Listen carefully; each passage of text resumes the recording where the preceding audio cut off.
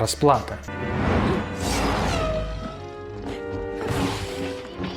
Продолжение первой серии первого сезона. Главный герой Ронин, бывший ситх, охотник на ситхов, решает посетить игорный зал, встроенный в 2 модифицированных шагохода AT-AT. Ронин и его дроид подвергаются нападению нескольких солдат якудзы во главе с ситхом Ане, работающей на владельца заведения. Начинается дуэль 2 сильнейших. Однако их дуэль прерывается прибытием флота во главе с Великим Мастером, который уничтожает игорный зал. Ронин и Ане выживают в дуэли с Великим Мастером, но оба получают ранения. После спасения эвоками они заключают перемирие и объединяют силы, чтобы заманить крестоносцев в ловушку. В ходе битвы союзники наносят крестоносцам-джедаям тяжелые потери. Хоть Великий Мастер одерживает верх над Ронином, в поединке на световых мечах киборг погибает от рук Ане. После славной победы дуэль Ронина и Ане возобновляется вновь. В мультсериале «Звездные войны. Видение»